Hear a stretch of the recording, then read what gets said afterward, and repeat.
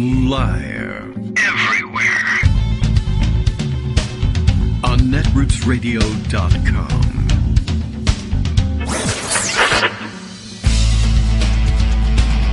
David Waldman. Kagro. In the morning.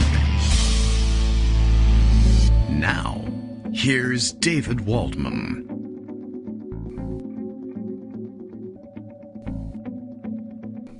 Hey, hello, okay, there it is. Holy mackerel, I'm really struggling with the button today, and I don't know. I'm just hitting it wrong, but it doesn't, okay. Everything's fine. Good morning, everybody. How you doing?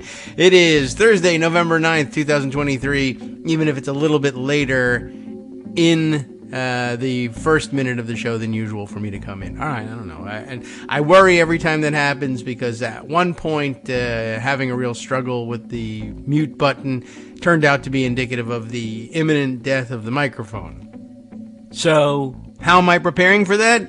Well, I'm telling you about it now. Does that count? There you go. That's planning for you. Okay, it's a professional production. Here we go. Time for yet another show. We have all sorts of things lined up for you. I don't know what any of them are. I lined up some of them, and I still don't know what they are. Lots happening. Greg Dworkin already lining up his stories for the day. I happen to see, as usual, the hints of what stories are on Justice's mind.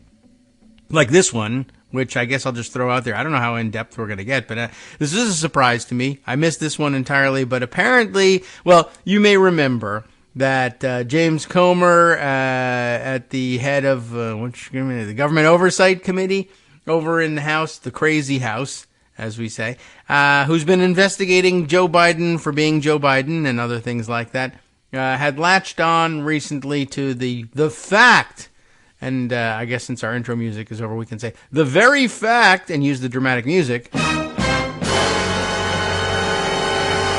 Yes, the fact that Joe Biden's brother paid him $200,000. Now, of course, it did come out that he paid him $200,000 because he had previously borrowed $200,000.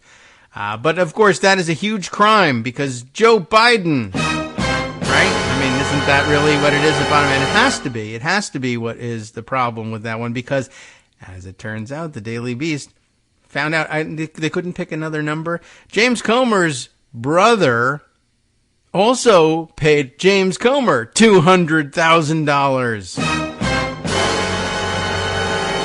Or rather, I guess, he also paid his brother $200,000, I guess. And, I don't know. It was supposed to be a loan and the guy didn't pay back. I don't know what's going on. I just wanted to mention to you that there's a story out there that while James Comer is freaking out about $200,000 changing hands as between Joe Biden and a brother, not bothered at all for some strange reason about $200,000 changing hands as between James Comer and his brother. We'll read the story, perhaps, and get it on the record, just so you know what's happening. But, well, I don't know. We do have a few minutes. I guess we could do that, but we'll see also whether it's on Greg's agenda, because if it's on Greg's agenda, he will have read this at some point, and we'll know exactly what the story is. This one was a surprise to me. I missed this one. I was busy luxuriating in Glenn Youngkin's fall from grace, I guess.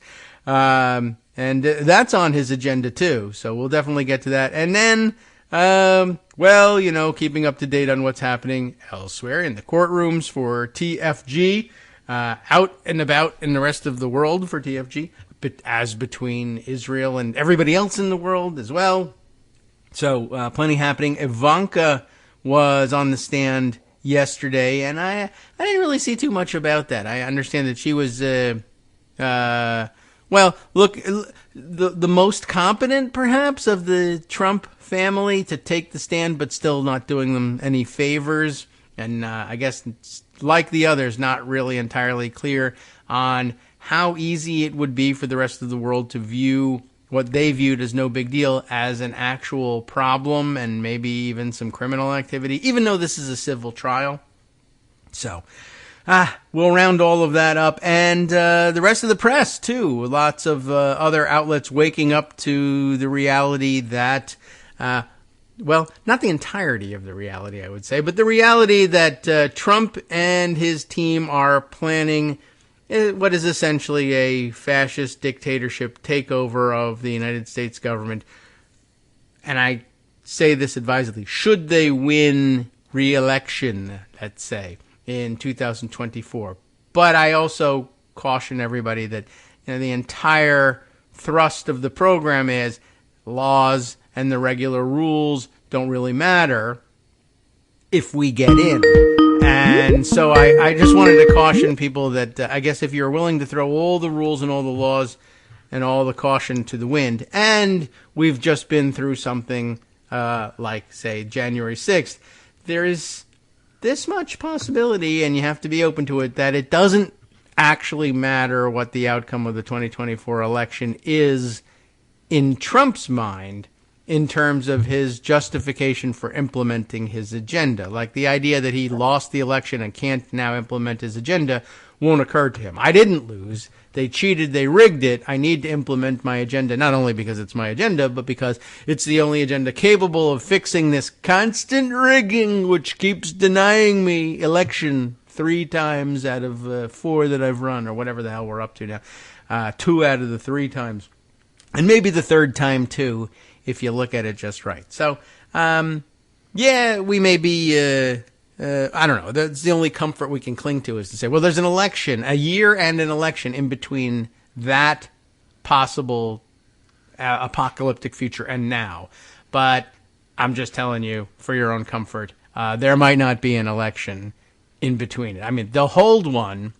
I just don't know whether the outcome of it it certainly doesn't matter to the team that says we're entitled to stage a takeover of the United States government. Now, they may lose that, and you can only hope for that, because after that, there's nothing left in between. I don't know, you and Mad Max, I guess. But I just thought I'd throw that out there. The Wall Street Journal is writing on it. Everybody's sort of waking up to the reality, and slowly, some waking up to the reality. Not yet. They're naming the name, but they're not recognizing the tie. Everybody says, well, this stems from a very robust interpretation of the quote-unquote unitary executive theory, which I may remind you was introduced with quote-unquote many years ago, just as we are now quote-unquote introducing the quote-unquote independent state legislature theory. They just keep coming up with crazy-ass theories that say, essentially we can take over. And if you've been listening long enough or reading Daily Kos long enough, you know that the unitary executive theory is not a Trump invention and has been around for a long time and was left laying around like an unexploded ordnance after the George W. Bush administration. And here we are. Good morning, Greg Dworkin. How are you today? I'm fine. How are you doing? How was that intro? It was a great take it intro. Away from it there. Changed how I was going to approach the show. I was going to start with elections, but I think maybe we should just touch base a little bit on Trump's fascism. Okay, we can do it. I will take care of that. I mean, reporting on it. I can't stop it myself, but I will try in the second hour. So, Joyce White Vance. Yes. Had a nice little tweet thread this morning, and I still call it Twitter and tweets because that's fine. This X stuff is stupid. Yeah, and even if it happens on Blue Sky, actually, I don't mind calling it. It's Twitter, it's tweets, it's just not Elon Musk's property. So good. Right, exactly. So Joyce says there's a story about Ben Franklin emerging from the Constitutional Convention and telling a woman who asked what type of government they've created. A republic if you can keep it. I know that. So the thing is, if Trump wins in 2024, we lose the republic. It's not that there won't be, it's over. It's that's the last election, because after that he won't allow anymore. Yes, of course. He's not young, so I don't know whether. And I guess it depends on how charismatic his successor is. Maybe we'll have another election. Maybe we'll remember how to do it and say, oh, this sucks. This other guy is not Trump. Well, Joyce was commenting on a Washington Post piece. I think the New York Times had written on it a couple of days previous, but the Washington Post went into it more than the others. Okay. She says the article goes furthest in laying out Trump's plans. Trump and his allies have begun mapping out specific plans for using the federal government to punish critics and opponents should he win a second term, with the former president naming individuals he wants to investigate or prosecute and his associates drafting plans to potentially invoke the Insurrection Act on his first day in office to allow him to deploy the military against civil demonstrations. So basically, he's got an enemies list. He's already got it drawn up and such. Mm-hmm. But what Joyce reminds us, which is something that we have, some of us, you haven't, but many of us have forgotten. I'm going to try. On October 21st, 2020, Trump issued an executive order on creating a Schedule F in the accepted service, which is to say he was taking steps to get rid of civil service rules that make it possible to fire employees in policy positions at will for no reason. That's what he wanted. Yeah, it was too far in the weeds to resonate, but he did that. And he got rid of all the civil service protections. It didn't get implemented. Well, he thought so, yes. He drew it up. Yeah. So, I mean, it's not something that he's planning for the next administration, like he just thought of it in between administrations. It's, I'd like to try that again because they've been planning it for 4 years. Yeah. And who's planning it? People like Jeff Clark and some of the usual people who are being rounded up and actually tried right now. John Eastman. I mean, and Steve Bannon, probably Stephen Miller, right? Whatever his name is, the border guy. Miller. That's Stephen Miller. Okay. The usual suspects, the worst of the worst, have been doing this. Other things in the story have DOJ investigate former Trump administration officials and allies who become critics, like people in prosecute DOJ and FBI officials, appoint a special prosecutor to go after President Biden and his family, and the separation between the White House and DOJ that prevents presidents from using prosecutions as a tool, and draft an executive order to permit the military to be deployed in the U.S. Yeah, Jeffrey Clark is the one working on that one, so he's actually named and linked. So that's on the one hand important. And the other piece that goes with that I think is important is reporting this morning in Politico, echoes of January 6th committee as Jack Smith foreshadows plan to tie Trump to the Capitol riot. What? He's tied to the Capitol riot? Yeah, okay, good. Right, I mean, because Trump has been trying to exclude anything that happened on January 6th from his trial about interfering with things on January 6th. He doesn't want the violence to be brought in. He didn't do that, so that's not fair. Sure.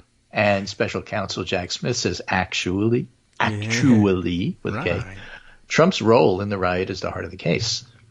Oh. Whoops. So a new court filing from Smith's team this week reveals that the mob that stormed Congress in Trump's name will be the centerpiece of the trial, scheduled to begin on March 4th. See, the point I'm trying to make here is not to critique Smith's strategy. It's simply to say the idea that Trump is trying to become a dictator is somehow or other going to be not really spoken about between now and November. It's actually going to be the heart of Smith's trial, and therefore it's going to be absolutely front and center in political conversation starting at least in March of 2024. I am curious how long, I mean, it's interesting. I've not seen it reported in any of these articles that actually have lists, the enemies list. And we see the same 3-4 names bandied about. I can't believe that Trump isn't saying, at least internally, that Jack Smith isn't on that list. Oh, he'll be on the list. So I'm just curious. Then Chutkin will do something. Yeah, right, exactly. So I guess that's it. I guess that's his version of obeying Chutkin being the judge in that case. By the gag order, which is interesting. That I guess there are some things that he won't say, and that he understands to be problematic under the gag order, and it would get him in trouble. Like everybody should kill the judge in my case. Like you can't say that. Right. So Smith is making the case. It wasn't just an unfortunate reaction to Trump's incendiary remarks that day. It's a tool that Trump used to launch one last desperate bid to cling to power. So if he highlights that the way January 6th committee did their job in highlighting that, that would be a wonderful thing for democracy.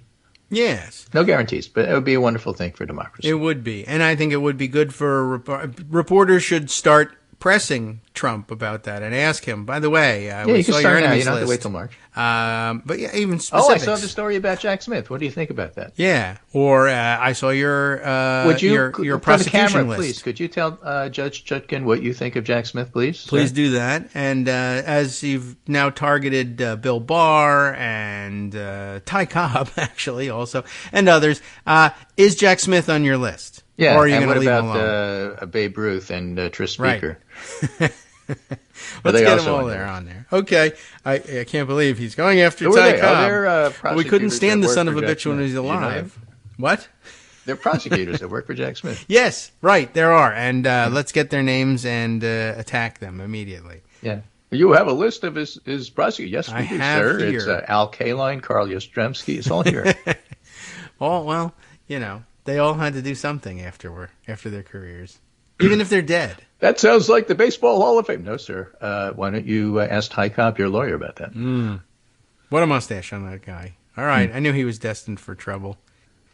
So this story also, before we get to the stuff I wanted to talk about, is relevant. And I did have it. James Comer, like Joe Biden, also paid his brother $200,000. Okay. And what I was asking David in his intro as he was going over this, I'm not sure, even after reading the story, whether Comer paid his brother, whether Comer's brother paid Joe Biden's brother. Yes. Whether Joe Biden paid Comer's brother. It's really hard to tell. It could be any one of these things. And why? Because they kept it secretive. According to Kentucky property records, James Comer and his own brother have engaged in land swaps related to their family farming business in one deal, also involving $200,000, as well as a shell company. Now, this doesn't sound suspicious at all. The more powerful and influential Comer channeled extra money to his brother, seemingly from nothing. Other recent land swaps were quickly followed with new applications for special tax breaks, state records show. All of this perplexingly related to the dealings of a family company that appears to have never existed. Oh, well, all I heard there was James Comer, brother, family, and swapping. That's not weird at all. There was maybe a farm in there as well, or maybe farm animals for all I know. But unlike with the Bidens, Comer's own history actually borders the conflict of interest between his official government role and his private family business, and it's been going on for decades. I simply made the point to David in the Skype feed as we were writing that this is all projection on Republicans' part, because everything they accuse Democrats of doing, they did. Yeah. Well, I guess so. I mean, when I gave my brother $200,000, it was totally shady. It was crooked, so therefore, you know what's going on here. Right.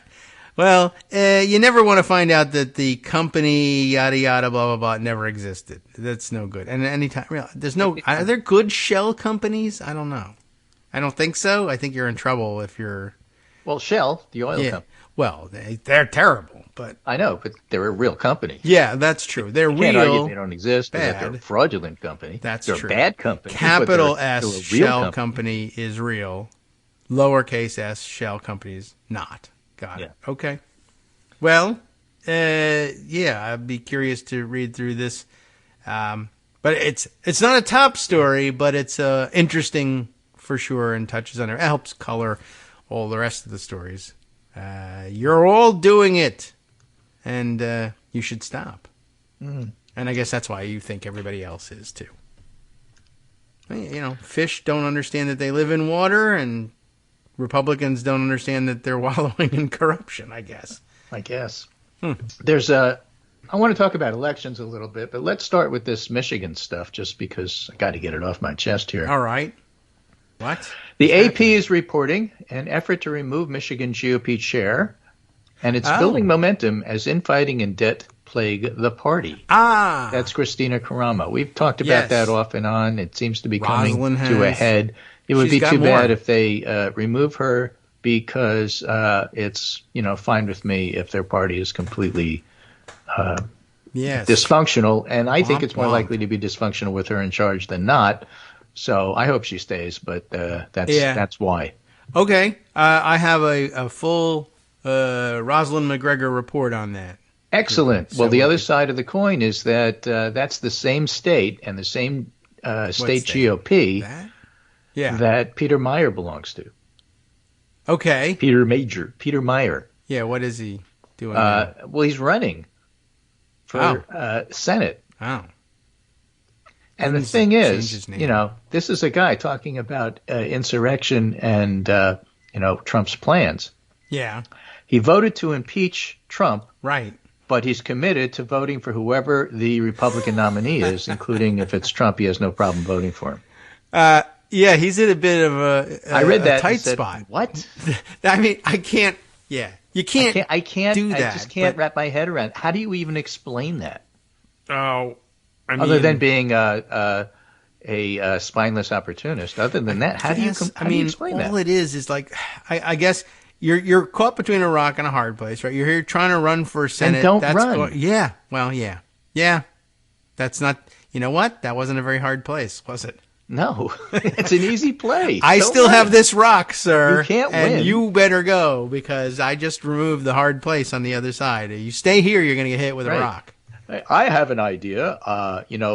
Voting happens when people like you. So instead of having most people hate me, I'm going to make sure everybody hates me. Yeah. Oh, I don't know. I mean, I guess if you set your mind on it, I guess a person like that could justify it to themselves by saying, well, I'm going to run for Senate so that I could be in position to convict this time, not just impeach.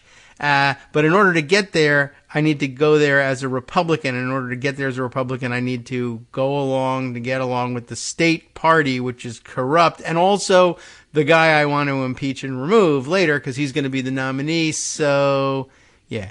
All right. Well, that would be my first move. You can't do it. Mr. Meyer. Yes. Representative Meyer, could you please give us your stance on the Michigan GOP chair right now? Okay. For the record. Yeah. I mean. You for or against? Right. And if you're for, then all the people who are like, a sane Republican to vote for. No. Okay. Can't vote for this guy. I'm against. Okay. All the other Republicans say, well, we can't vote for you. You're out. You should leave politics, sir. This is why I'm telling you, don't You're run. right. It's not a good play to run. Okay. By the way, we're going to have to start calling him, give him the nickname of Oscar, but we'll have to misspell it. Yeah, somehow. Oscar Major. Yeah. Okay. What's his name? Peter? Okay. Peter Oscar Meyer. There you go. All right. So we'll start a little bit on the election stuff and then move on to election stuff. But I certainly want to cover more about Virginia because I think it's important. Yeah. But I have to start with Virginia's own Larry Sabato. Wow. That's who, right. Was tweeting a Andy Borowitz headline. Remember, when you read Andy Borowitz, the headlines are often very funny. You don't have to bother reading the piece. But the headlines. The headlines are pretty good. Yeah. So this one says, furious Ohio Republicans report widespread incidents of women voting. Okay, good. Many of our poll workers spotted women going into voting booths and literally casting votes, a GOP operative in Lake County said. All right. And then the concept was a reader finished. says, well, Mr. Sabato, clearly that was not the original intent of the Constitution. True. And Sabato says, look, the Declaration and Constitution say men, men, men, men, men, men, men. Eventually, the Supreme Court's originalists will use this to reclaim our glorious past. Yeah, maybe. You have to put that in perspective. The other piece that is worth getting to is as a broad brush. Before we get to Virginia in particular, but this is about Virginia too, because Michael Hilsick, writing in the LA Times, says voters, like investors, have had it with GOP extremism. All right. Investors, meaning the people who fund the party. Oh, all right.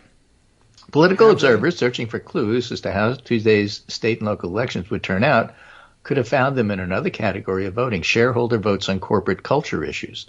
Had they done so, they would have detected a distinct backlash against efforts to force corporations to neglect environmental, social, and governance issues.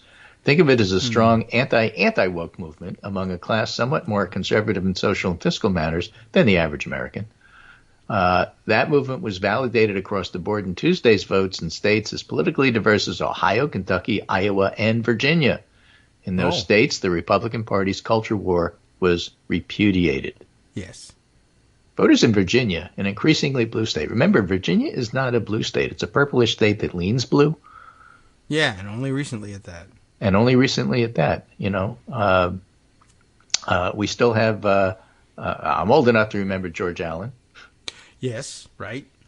Voters in Virginia, an increasingly blue state, humiliated its Republican governor. That's true. He was humiliated. Yay. Glenn Youngkin, by maintaining the Democratic majority in one legislative chamber and flipping the other to a Democratic majority. I was watching, unfortunately, Morning Joe this morning because they had Peter Baker on to analyze the situation.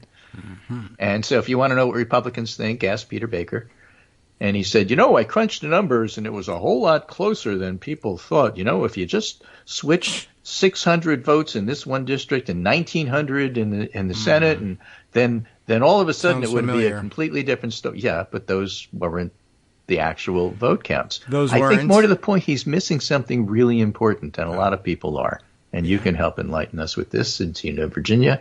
And that is typically, after your elections, whoever's in the White House loses this election. Yes, that's the conventional wisdom, sure. So when people say it's an upset, it's not because the polls were wrong or that the analysis was wrong. Everybody said it was going to be close, and it was.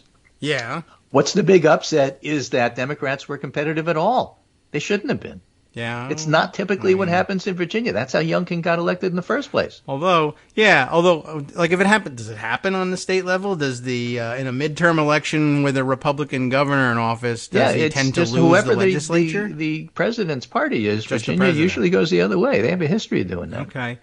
I guess I would also have pointed out, I suppose, a question for you, Peter Baker. Are you talking about the 2019 election in which Youngkin won, or are you talking about this midterm election in which Youngkin lost? Because the other one was similarly close and could have gone the other way. That way. It was a big Republican win, and everybody knows it. Yeah. But when it's a Democratic win, people spend time analyzing why it wasn't really as big as you thought it was. Yeah, well, that's true. We do find that everywhere in the happened in the red wave that didn't happen. Yeah. Oh, it could have happened, though. But it wasn't as big as you thought. Yeah, that does seem to happen an awful lot. But it seems as applicable to 2019 as they didn't run the table and win every single race. Yeah. All right. More after this. Hi, everybody. It's me, David Waldman. Yes, the same guy who interrupts you all the time. Interrupting you one more time just to tell you again, another reminder that your contributions are what keep this show on the air, and Patreon.com, Patreon.com, is still among the easiest ways to make the sustaining subscription donations that keep us afloat. Are you ready for the pep talk about how our Patreon campaign is still going strong and growing? Well, too bad. Yeah, the plain fact is we actually are headed in the wrong direction, and whereas we once had about 175 monthly patrons, we're now actually down below 150. Time to recruit some more. Not exactly the kind of news I wanted to share, but there it is. For those of you in a position to support the show, Patreon.com does make it easy to make those secure, recurring monthly contributions to do so. Patreon.com/KagroX gets you straight to our donation page. We've been through a lot together. The worst of the pandemic, we hope. The worst of the insurrection, we hope. So go ahead and treat yourself. You don't need an excuse. Give yourself the gift of a little something you enjoy in life. Support the show. And of course, if you happen to prefer using PayPal or even the Square Cash app, we're up and running on those options too. So thanks again, everyone, for all your support. We couldn't, or at least shouldn't, do it without you. Hope you'll be on board soon too. Thanks for all your support.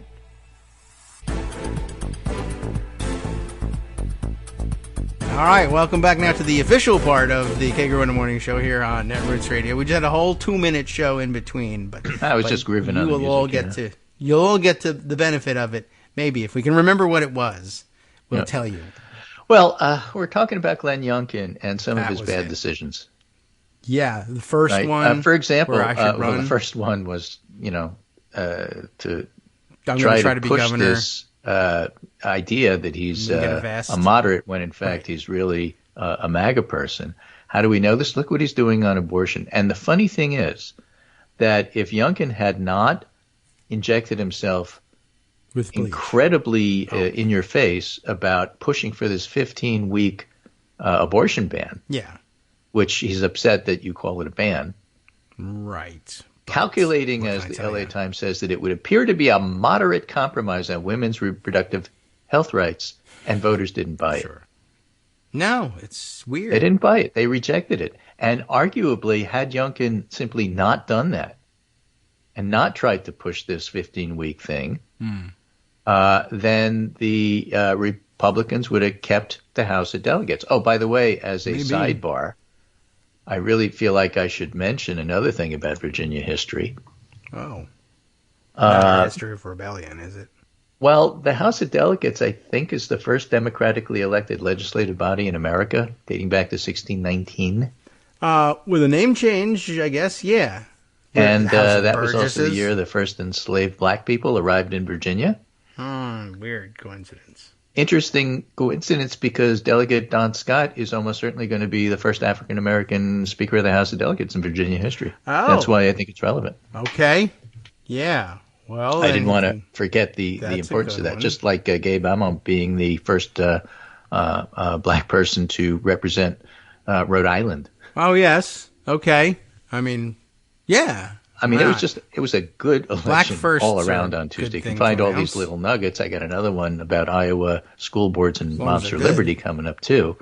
But again, going back to Glenn Youngkin, he could have positioned himself much better than he did. And basically, how does it all turn out? This is Washington Monthly, Bill Scher writing, Glenn Youngkin's big fat 15-week abortion ban belly flop.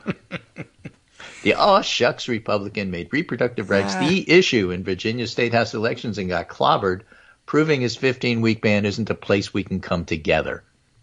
Okay. Here's why.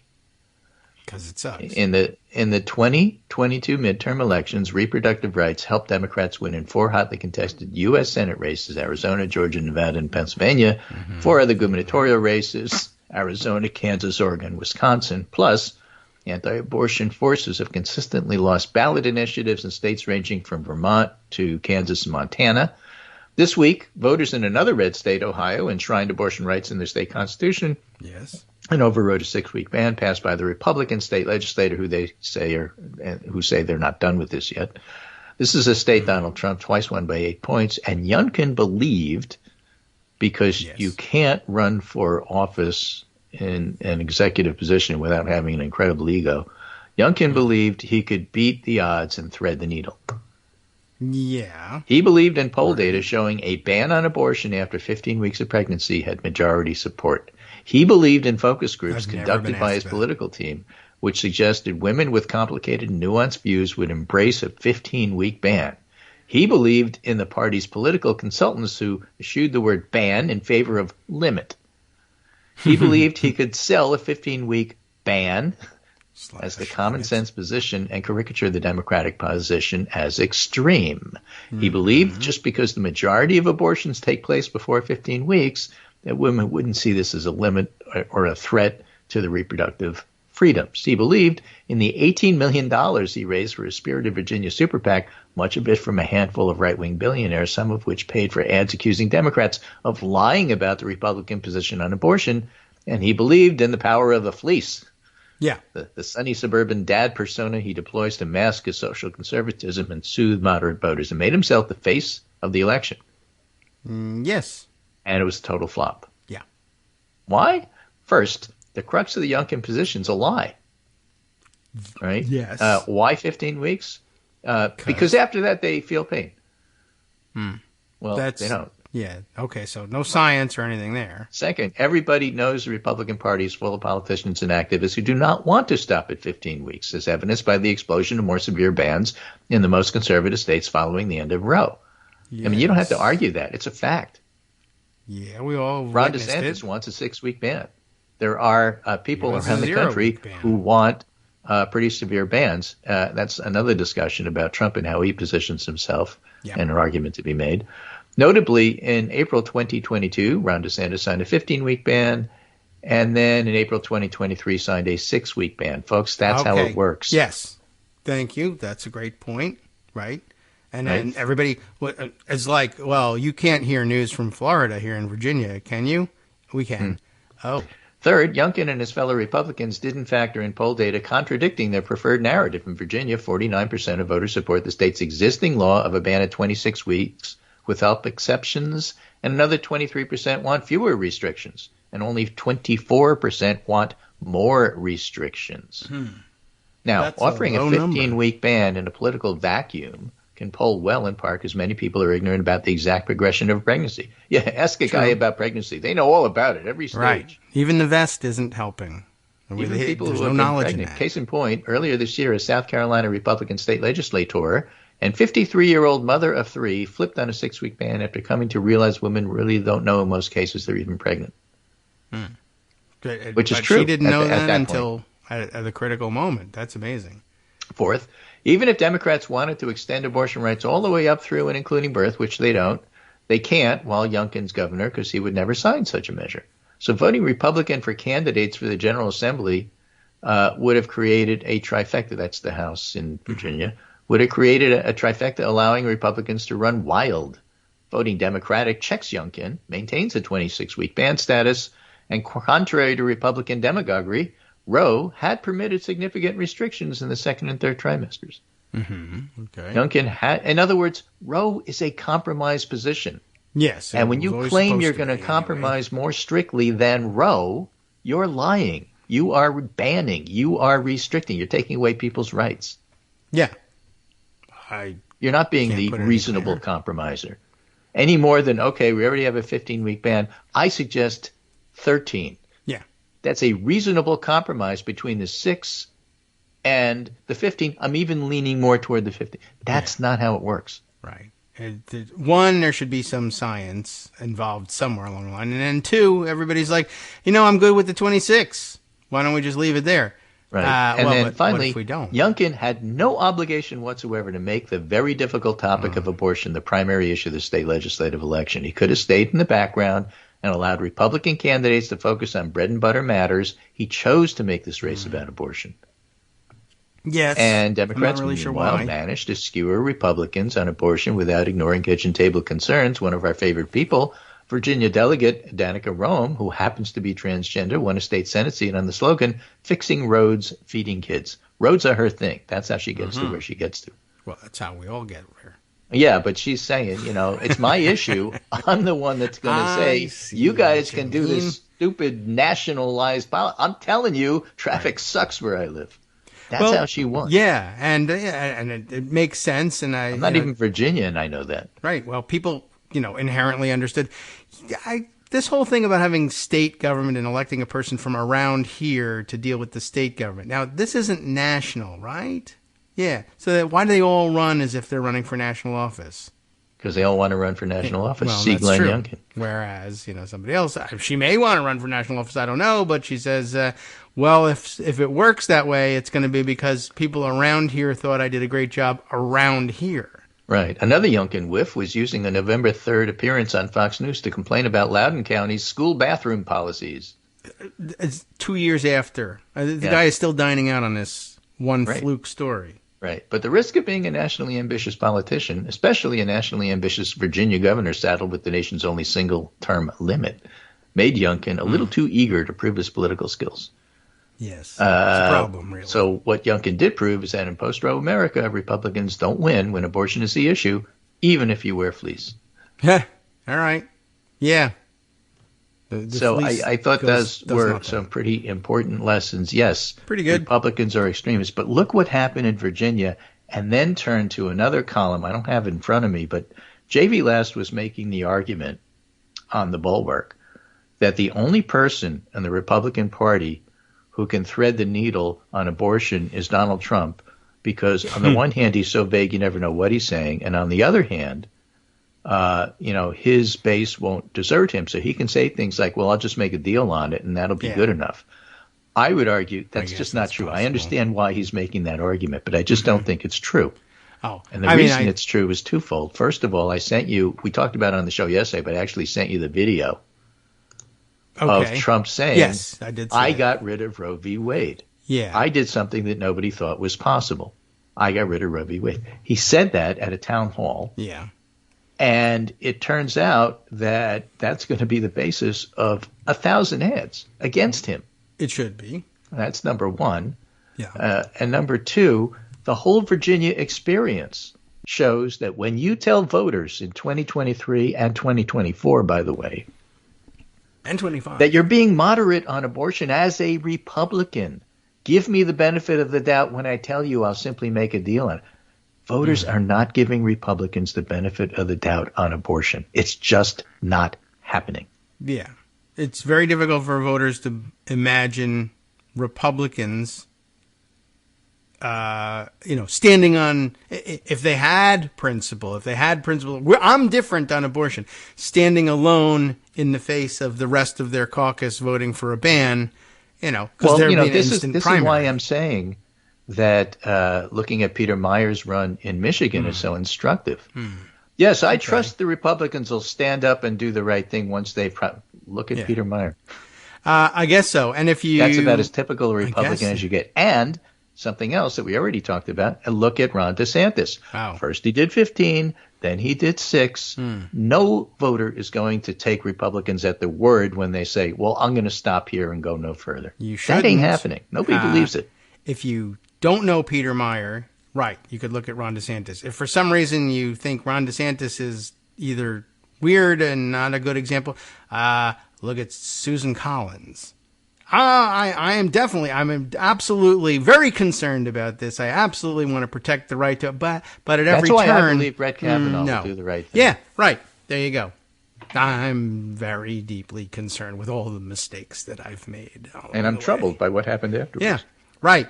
But she keeps doing it because she's a Republican. That's exactly the only right. thing that matters. So, the idea that, women are stupid. They won't get it. We'll just tell them this in our focus group. We'll have a woman tell them. And they'll buy it. They'll buy a 15-week limit. Sure. Maine keeps buying it. I don't know how that happens. I don't think so. Well, I think I keep hoping that's over, but the problem is it takes 6 years to find out every time. You mean Susan? Collins? Yeah. Collins, yeah. Right. But I'm just saying, the Maybe idea that that Republicans have a free reign the other thing, and thank goodness we haven't spent a lot of time on it. There was actually a Republican debate last night. Would have wasted time.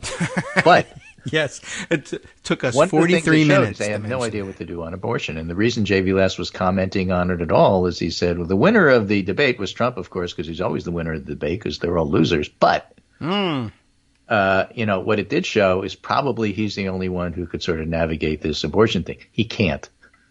Okay.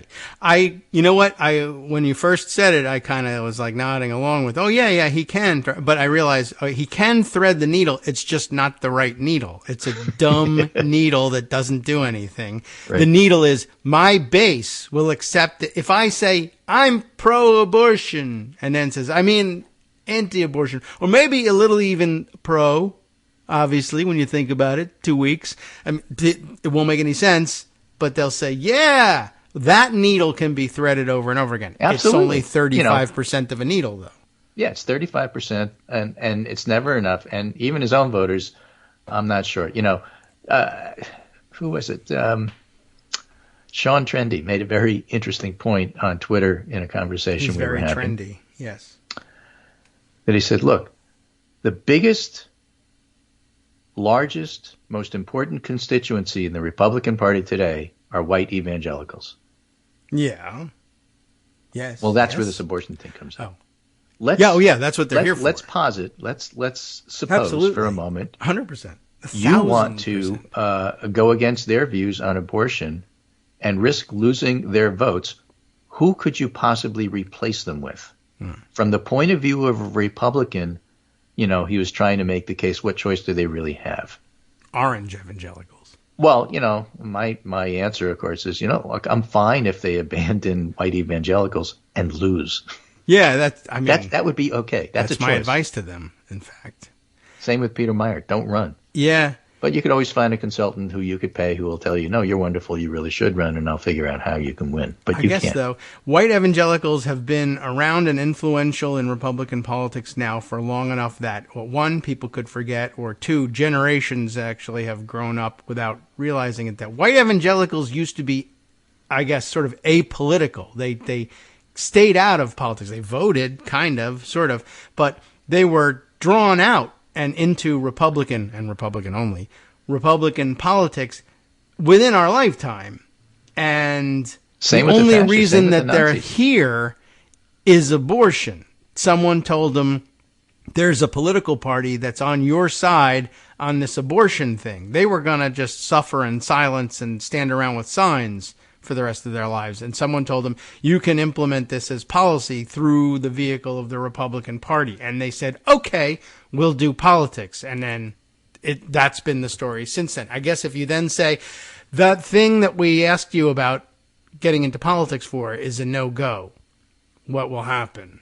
I don't know whether they stick around for the taxes or go back home, but no one wants to find out. And that's why no one believes in compromise or moderate abortion bans, or Tuesdays it's banned but not on Wednesdays, or any kind of thing you want to come up with. No, we see the results. Vest will help you. Yeah. You know, little girls have to flee from Ohio. You know, the ad that Andy Bashir ran in Kentucky about the 12-year-old who was forced to have a baby was just devastating. Yeah, well, that story certainly was. I don't even remember I heard only because I'm not in Kentucky. I didn't see the ad. But the ad story is itself, I don't this know. Now young lady turning to the camera and telling her story. Yeah. Now, did she have to flee Bashir the used state? it and thanked her at his, yes, his winning speech afterwards. I did hear. What I don't know, because I don't know the story, was did she carry her child to term? Or did she was leave raped the state? by her stepfather, I believe. And then what? If I remember the story, and I think she had to carry the child. Oh, worse. I think. I can't. I don't know. I don't even know that part. Either of it, outcome doesn't matter. would have been horrible. Either outcome is terrible. Yeah, but okay. But yeah, I recognize that she had to agree to tell her very super traumatic story and personal story, was the greater good, and she was right. But somehow or other, Republicans can finesse with a focus group how to deal. You can't. Right. Well, here's a vest. I'm sorry about the baby. Here's a vest. Yeah, with my name on it. Right. I hope that makes it up to you. This is Michael Hiltzik. On a slightly different topic, also writing in the same column. Iowa was ground zero in the battle to exploit the notion of parents' rights to secure broader partisan gains. The loser there was Moms for Liberty, a far-right organization that advocates for book bans in public schools. Often of books about America's racial history are LGBTQ plus people, and has fought anti-COVID initiatives in the schools such as mask and vaccine mandates. By the way, thinking about that lady, Roe hadn't been overturned, so... I hope she was okay with that. We'll have to investigate what happened with her actual story. But like you said, it doesn't matter. The either way, it's a terrible position to put anybody in, and that's really the point of what she's saying. Because had it been now, this is the situation. So Iowa was ground zero, and interestingly, Moms for Liberty lost. Far-right organization that advocates for book bans in public schools and has fought anti-COVID initiatives. The organization was spawned out of Florida Ron DeSantis' culture war. Its founders have been closely connected to the Florida GOP. One, Bridget Ziegler, is the wife of Florida GOP chairman Christian Ziegler. And earlier this year, DeSantis appointed her to the board overseeing the special district encompassing Walt Disney World. Oh, I didn't realize that. That's an extra So there's a bonus. lot of Florida connection there. Yeah. And they've also made common cause with extremist groups such as the Proud Boys, which played a leading role in the January 6th insurrection. Right. That's a connection we mentioned and I had forgotten, but we did mention it. Right. Proud Moms Boys for and Liberty Moms for put Liberty. up or endorsed candidates for school boards across Iowa. Right. It's 9 candidates in 5 school districts, all lost, typically scoring 10% of the vote or less. That's Democrats also ridiculous. fended off the organization candidates or wrested control in school board elections in Pennsylvania and Minnesota. We had we have a Moms for Liberty chapter here in Newtown. We have we had a Republican majority school board which tried to ban a book, Flamer. They were kicked out, so now the Democrats are on the Board of Ed. And what all this indicates is that electorate has wearied of the partisan culture war, and especially the assault on abortion rights. That brings us back to shareholder voting on ESG issues, which she goes into. I'm going to skip that part for the moment because I want to point out Simon Rosenberg's also writing the reports from all over the country of Democrats making big gains in local elections and school board races. So the win seems to be broad and deep, contra Peter Baker, trying to minimize it. There's a bleeding heartland about Iowa. Progressives win, book banners lose many Iowa school board races. Good. But what I wanted to bring your attention to is I actually sent you a link to a spreadsheet that someone keeps. Wow. Moms for Liberty endorsed candidates. This came out of a discussion that I was saying it's really too bad there's no one website you can go to. Yeah. To look to see who won and lost school boards. And it was pointed out to me that's really hard. You can't scrub and scrape data because a lot of these elections are so-called nonpartisan, like the Wisconsin Supreme Court. You got to be on the ground to know who's got the backing of which party. And there's a lot of school boards scattered around the country, so that's really hard to do. But this guy made a spreadsheet for Moms for Liberty endorsed candidates. Nice. And let's just go through some of them. In Alaska, 2 of them won. Boo. In Colorado, 2 of them won. In Iowa, 2 of them lost. Yay. 3, 4, 5, 6, 7, 8, 9, 10, 11, 12 of them lost. Where? 3 of them won. This is Iowa. Okay. Kansas, both of them lost. Minnesota, all 4 of them lost. North Carolina, lost, 1. New Jersey, 1, 3 lost. Let's see. Oh, more than that. That was just in one area. In New Jersey, 1, 2, 3, 4, 5, 6, 7, 8, 9, 10, 11, 12, 13, 14, 15. New Jersey's big. Lost. And 4 big. It's populous, but yes. Ohio, 1, 2, 3, 4, 5, 6 lost, 2 won. I mean, you can see the pattern here. A lot of losses. And that's in that one area. Looks like they're going by regions because there are breaks in it. But there's like in Ohio, there's like 20 lost and 5 won. Pennsylvania was pretty even. But for the most part, no. You go keep scrolling, and Pennsylvania is actually really, really long. Most of them lost. Virginia, Deanna Griffiths won. 1, 2, 3, 4, 5 lost. Yeah. Now, these are endorsed. So they're absolutely Moms for Liberty people, and in Washington State, 4 lost, and all got less than 40% of the vote, say their notes. Yeah, well, they're awful people, and there are plenty of other people who are out there for liberty, so you don't have to depend on just moms. If you're saying, I love liberty, I'd love to vote for some, means I have to vote for the mom? No. Almost guaranteed the other person loves liberty. In one case in Pennsylvania, probably more. The Moms for Liberty guy who lost was a Democrat. Yeah. Oh, interesting. That was kind of interesting. Okay. Well, I mean, Lyndon LaRouche was ostensibly a Democrat, too. So. Yeah, so they say. So anyway, big losses Jr. across the country. It wasn't just Virginia and Loudoun. It wasn't just in Newtown, Connecticut. And it wasn't just in Iowa. It was everywhere. Now, they didn't win every single race. Peter Baker would look at this and say, look, you didn't win every race, so, it was closer than you thought. And each one of these races was only decided by about 150 votes. Well, that's what happens in school boards. Yeah, right. It was extremely close. They're always extremely close because 6 people vote. Yeah. So, I didn't realize that he was talking about that. No, he was talking about the Virginia House and the Virginia Senate. All right. Well, even so, I mean, those 2 are relatively small elections. But, yeah, if you're going to bring it down to the school board, then don't tell me that there was a close school board. Oh, okay. Oh, I see. And so Chris Murphy made another point about Connecticut. He said, you can say it's Connecticut and it's a blue state, but he says something that's very true. Republicans generally control more town governments than Democrats do. So there are more small towns in big cities. And Republicans generally control the small towns, just the way it works in a lot of places. But last night, meaning Tuesday night, Democrats flipped Danbury, Fairfield, Wethersfield, Newington, Old Lyme, Cromwell, Clinton, Brookfield, Colchester, and that's just the partial list. Yeah, that makes sense to me.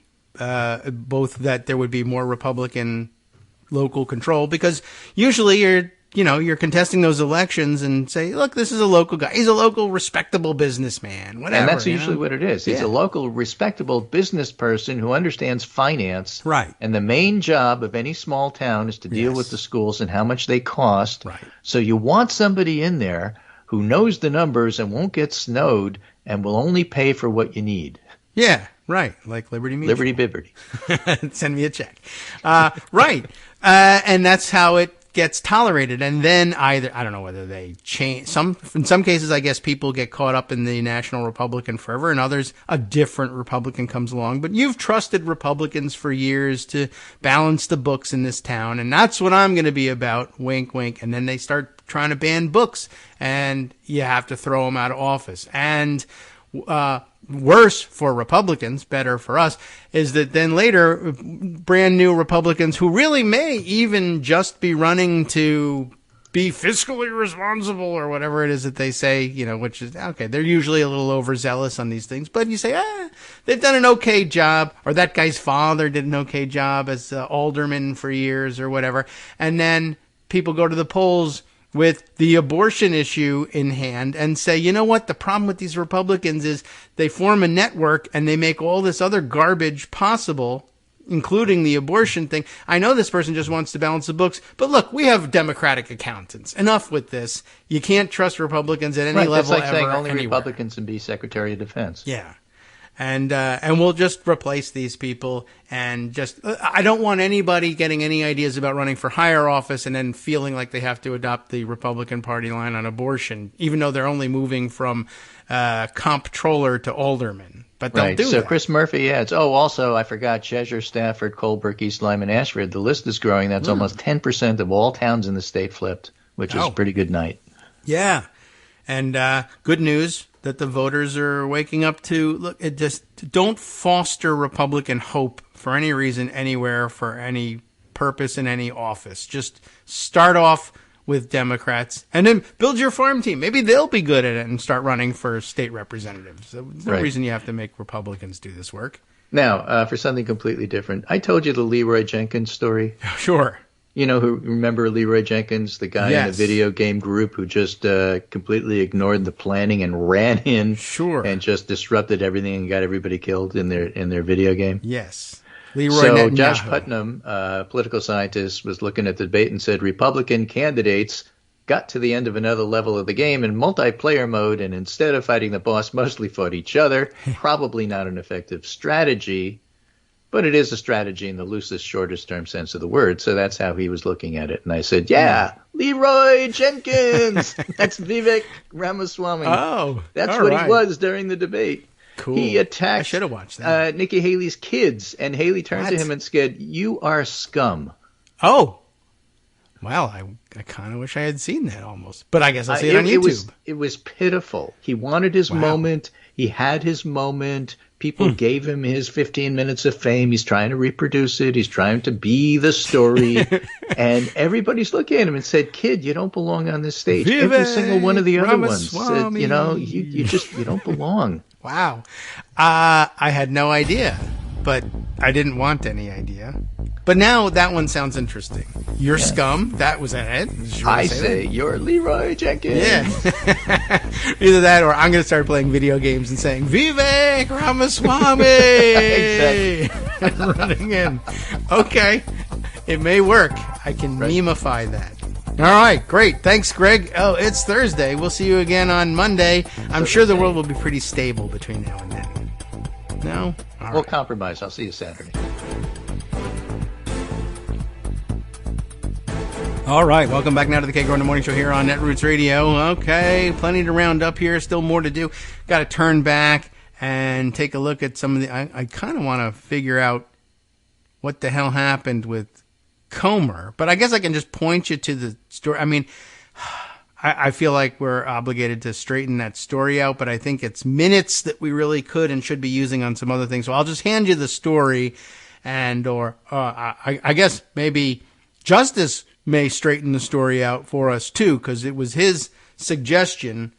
Big deal for him in the morning too. So good reason to stay tuned for the West Coast Cookbook and Speakeasy, assuming that he's actually working that into the story. That may just have grabbed his interest after he'd lined up the rest of the day. So I'm not sure, but I will certainly hand you the Daily Beast story, in which case it will be Roger Solenberger telling you the story. Roger Solenberger almost always straightens things out when he picks up the story. That's high praise. How do you like that? Sponsored by Roger Solenberger. Not really. Full disclosure, there's nothing to disclose there. So there we go. Well, it was the easiest disclosure ever. All right. The Wall Street Journal is the latest to enter into the fray of, oh my God, Trump's going to be a fascist. And they have a story that usually I'm blocked from reading because I don't subscribe to the Wall Street Journal. But I don't know. Somebody sent it to me, and I don't think I got a gift thing. But sometimes a Wall Street Journal article will unlock once for you and then if you put it away in pocket and say, I'll read it later, it won't unlock again for you. So you're out of luck. But as it happens, I opened it on my phone today, and so it's still open. So I can read you the story, and we'll see whether they make any progress beyond where the Washington Post and New York Times have brought us. I don't know. It's a little bit of a gamble, but I'm sort of hoping that, well, at the very least, it'll set the table for more discussion, and there will be more. So what's up here in the Wall Street Journal? Andrew Restuccia, I guess, and Jess Bravin have put together, well, they put their names together on the byline. I may have mispronounced all of it, I don't know.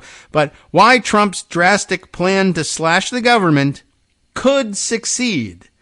And, it takes a little bit of a legalistic view. I guess we can long story short this, because you've been listening for however many years to KITM, and you know that, well, what's happening here is essentially they're just advancing a invented theory and taking it 10 times further than they've admitted they wanted it to go before.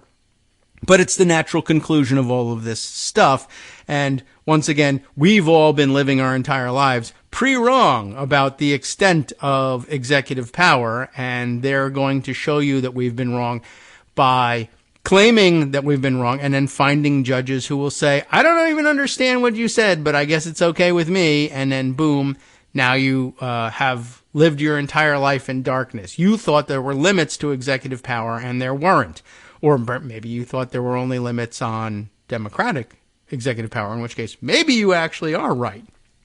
But why could it succeed? It could succeed because they are without any allegiance whatsoever to the law, and there may be crazy judges out there who likewise have no allegiance and will just say, I'm rubber stamping what my team wants to do. That's the bottom line of it.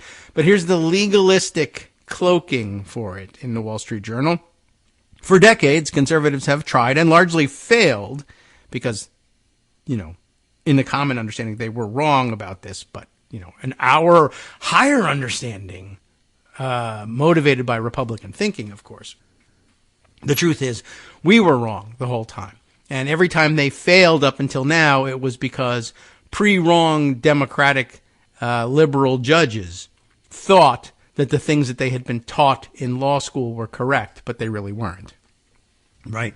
So, for decades, conservatives have tried and largely failed to fundamentally reshape the federal government. If Donald Trump retakes the White House, they might succeed.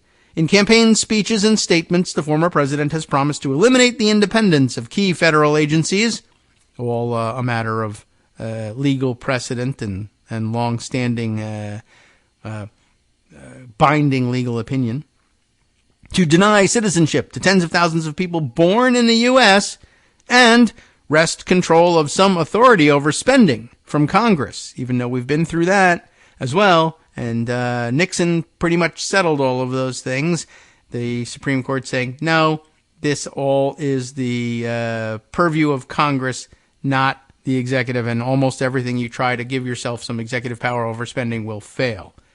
If implemented, those measures and others Trump has proposed would amount to the most sweeping overhaul of the government in modern times, legal scholars said. And again, that's just a nice legalistic dressing for it. Like if there had been, I don't know. Well, had the Confederacy won the Civil War, for instance, would you have described it as, well, it's not that they broke away and formed their own country with their own government. It's just the most sweeping overhaul of state government in the southern United States in modern times. That plus an army. Sure. Why not? That'd be an odd way of describing things. Trump's agenda mirrors the longstanding, I guess I'm complaining that this is true to an extent, but it's also an exercise in normalization. Well, it's not a coup, it's a sweeping overhaul of the federal government. Sure. Well, like Idi Amin and his sweeping reforms, for instance, right? Okay. Gaddafi, what a reformer he was. You know what? I remember at that parade in Cairo where there was sweeping reforms of the Sadat government. Sweeping reforms implemented against the Ceausescu regime in Romania. They were. They had to sweep up after those reforms, that's for sure. Trump's agenda mirrors the long-standing priorities of prominent conservative groups, which have been working behind the scenes to revamp every corner of the government agency by agency. The goal, conservative leaders said, isn't only to shrink the size of government, but also to snuff out perceived opposition, wink, wink, to the president's agenda within the bureaucratic ranks. Okay. Snuff out, slit throats, what have you. Let's set up a gallows. But it's all just theoretical. We're talking about ideological warfare. I would hope this is a seminal moment to crush the deep state and the administrative state, because they're two totally different things in my wacko mind. I mean, they are really, because one exists and one doesn't. But anyway, they then, sometimes they're separate, sometimes they're conflated. Anyway, is this Steve Bannon? No, it's Russell Vogt saying, I would hope this is a blah, blah, blah, crush the deep state and the administrative state that has operated with its own set of agendas for a long time, said Russell Vogt, Trump's former budget director. Vogt, now president of the Conservative Center for Renewing America, has helped craft recommendations for a possible second term. In practical terms, that means weakening measures first put in place in the 19th century. Some of you who remember anything about high school history will remember the old spoils system, which you thought was ancient history. That's like Andrew Jackson era stuff. We haven't had that since forever. Well, guess what? Right? Coming back. In practical terms, it means weakening measures first put in place in the 19th century that turned federal employment from a partisan spoils system, there's the word, into a professional workforce. And why would you want a professional workforce, right? That's stupid. And setting aside federal laws intended to insulate some areas of policymaking and enforcement from political interference. Underpinning. Oh, and by the way, we only grew under that system from a regional post-colonial backwater to the greatest superpower in the history of the earth.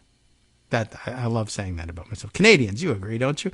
But, well, is that not really kind of true? Like, we were kind of we were a colonial backwater, then we became a post-colonial backwater, and we kind of stayed that way. And then we kind of professionalized things, and yada yada. I'm yada yadaing 2 world wars.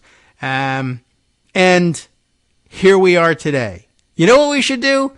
We should corrupt ourselves immediately and sink into a morass of, party bossism.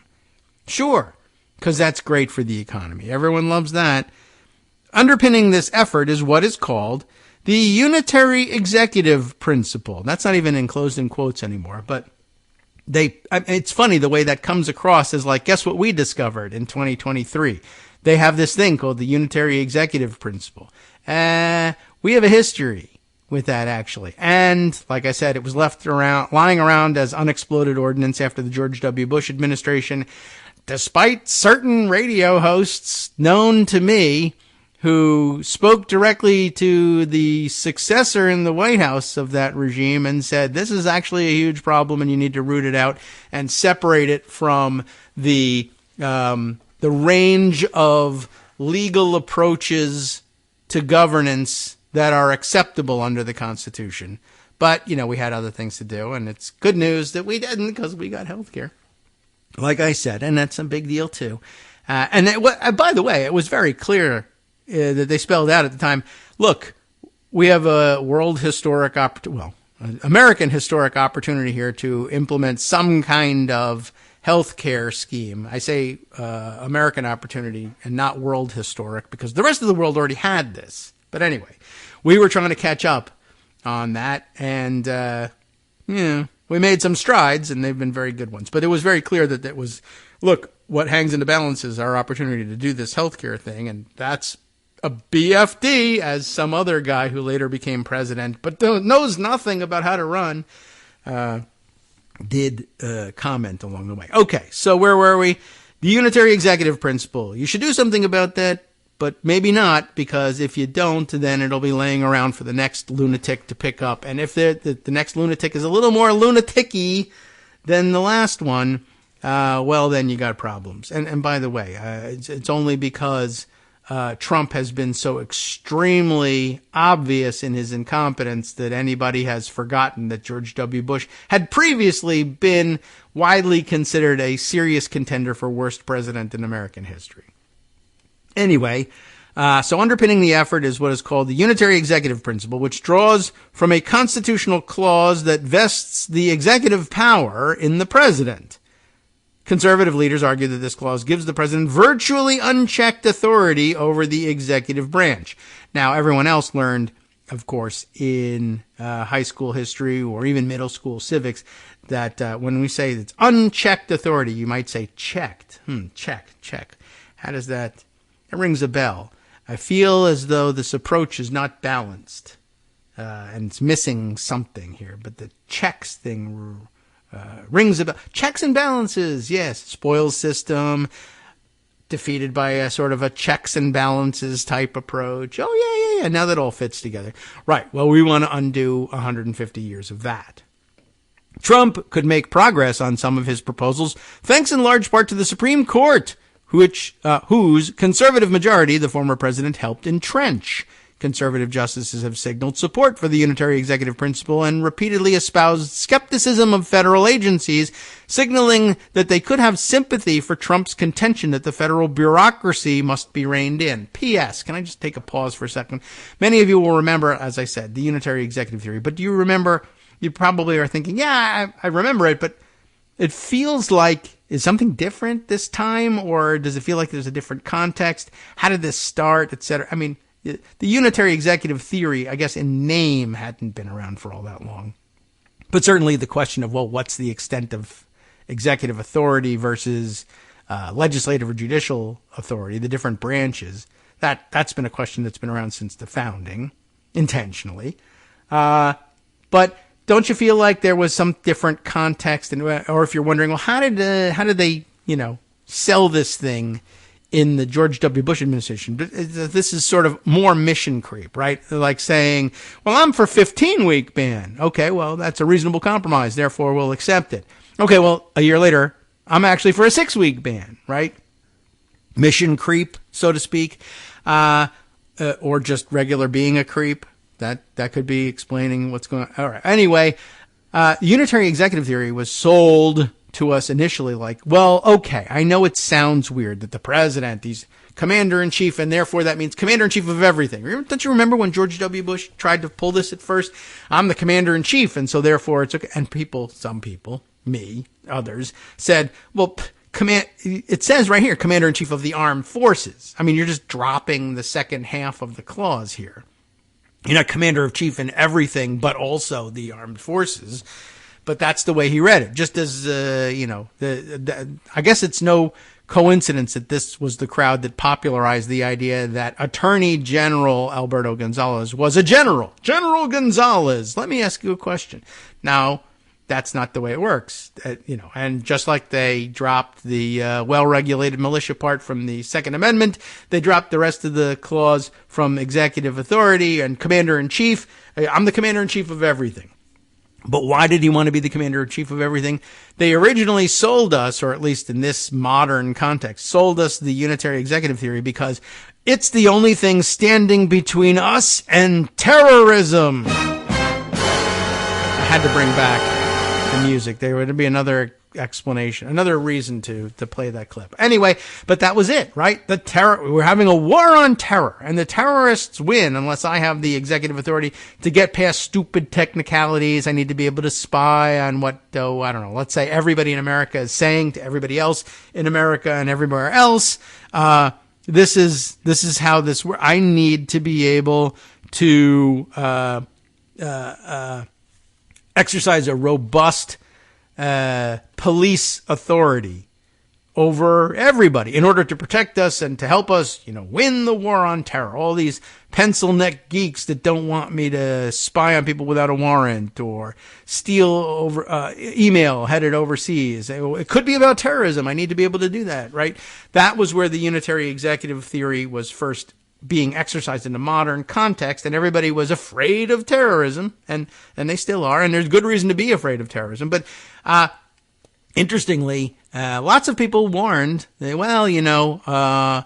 another story about Benjamin Franklin and the Constitution and all of that, and I don't know whether it's any more apocryphal than the others, but the one about those who would sacrifice liberty for security deserve, whatever, I can't remember, how was it phrased, right? If you would sacrifice liberty for security, you'll get neither, right?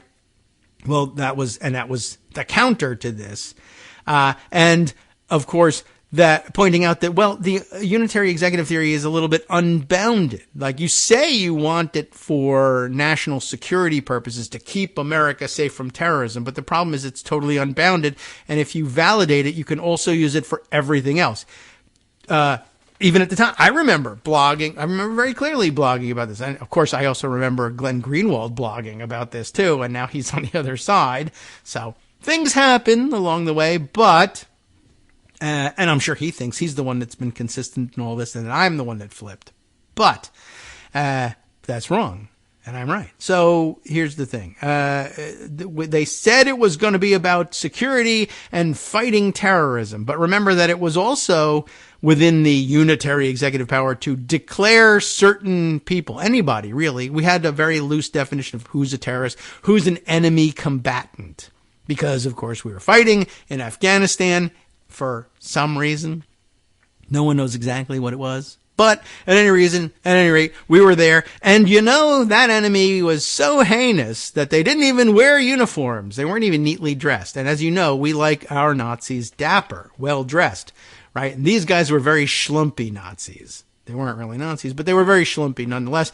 And therefore, they were both schlumpy and brown. And so it was very easy to target them for unfair persecution, if necessary. But first, we were going to start with the fair persecution, you see. And but at any rate, it was quite obvious that the unitary executive theory also gave the power to the president to declare anybody to be an enemy combatant or an enemy of the state. And that would include Quaker peace protesters, if necessary. Now, as it happens, none of them made it to Guantanamo, so people thought, maybe your concern is overblown. But maybe it isn't, because now we're back here, and Donald Trump says, to hell with the whole enemy combatant thing. Can't a unitary executive just say, this guy's bad, and we should investigate him, charge him with something, incarcerate him, exile him, execute him, whatever it is? And can't we start not with terrorists, but with that lawyer who screwed me, though I hired him to help me out, and it turns out that I couldn't be helped, and then lo and behold, he wasn't able to help me. Well, now he should be prosecuted. Never mind eventually prosecuting the people who actually prosecuted me. Why not? That's the unitary executive theory says it's okay. Now, we said we were going to use it against terrorists, but isn't it the case really that the guy who prosecuted me is a little bit of a terrorist himself? Because I'm the president of the United States, and going against me is going against the Constitution. And if you're against the Constitution, you're an enemy and a terrorist, and we should get rid of it. Well, it was once hoped that no one would be stupid enough to fall for that line. As it turned out, 8 years later, the person who was stupid enough to fall for that line, quote unquote stupid enough, was the president of the United States, ostensibly. I'm not certain he was elected correctly, whatever. It was rigged. Okay. But then he wasn't elected in 2020, but still said he was, and we were, this close to finding out that, maybe Mike Pence has some unitary executive authority to change which papers we're going to read in order to tally up the electoral college votes. I mean, he says he didn't have that authority, but he could have.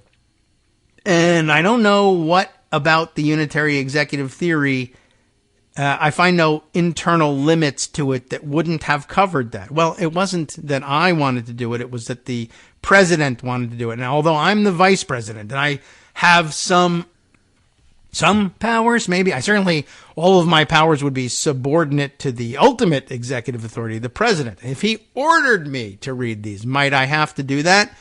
Maybe. But he didn't do it. Now, with that in mind, let's go back to the nice window dressing that everything is legal and some judges will say it's A-OK, even if it is a little wild and novel. Once the black robes say it, everything's cool, according to, the worldview embodied in the Washington Post as well, but here, the Wall Street Journal. So where were we?